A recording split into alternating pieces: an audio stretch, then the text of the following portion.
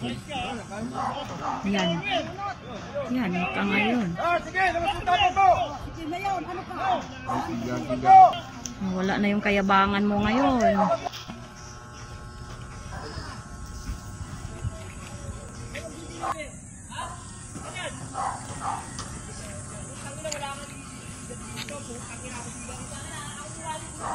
Marilaki ah. Nangaharang ng mga rider. Ba't nandito to naman? Siya yung laging nasa Marilaki. Yung nag-viral na laging nang aabang doon ng mga rider. Taga rito pala to nakatira. Pinagtritriban yung Grab rider ah.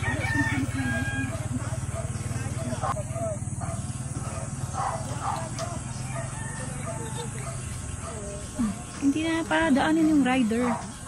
Na-istorbo niya na yung rider. Ano ang problema nito?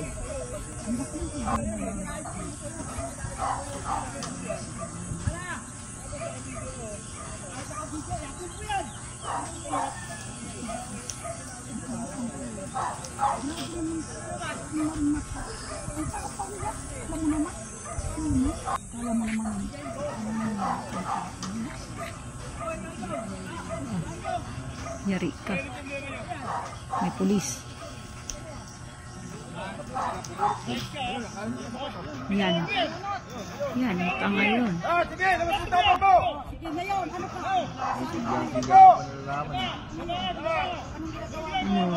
Ano? Wala na yung kayabangan mo ngayon.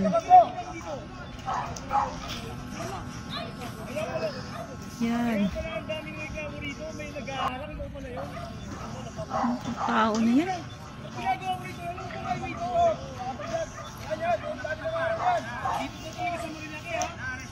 Ayan nga yan sa Marilaki, ang tao na yan.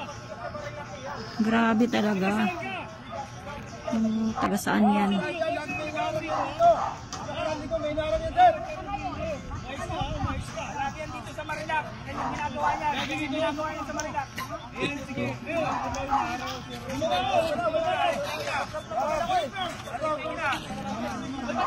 Marites tayo.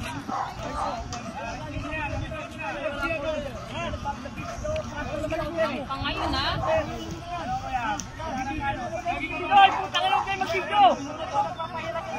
Ayaw mag-video. Lagi kang pasikat. Yan, lagi kang nanghaharang.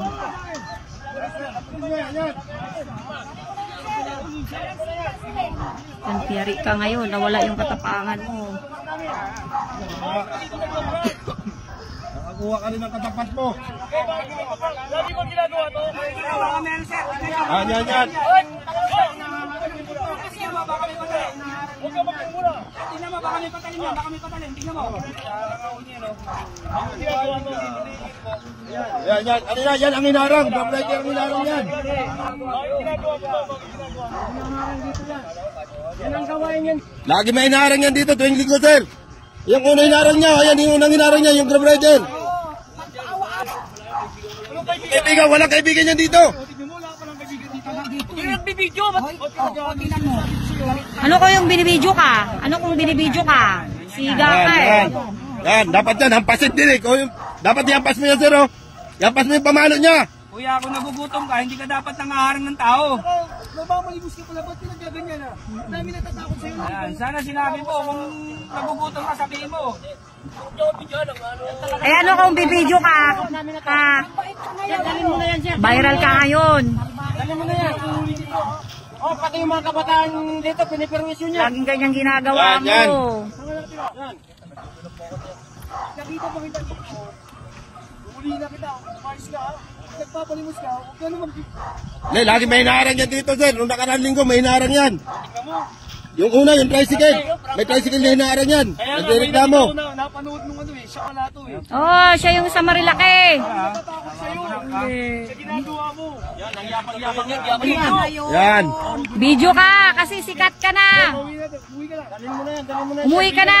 Dali mo yan, sir, dali mo yan, sir. Namamalimos ka lang pala. Ganyan nga, di ka na lang manghingi ng maayos. Hulihin mo na yan, sir.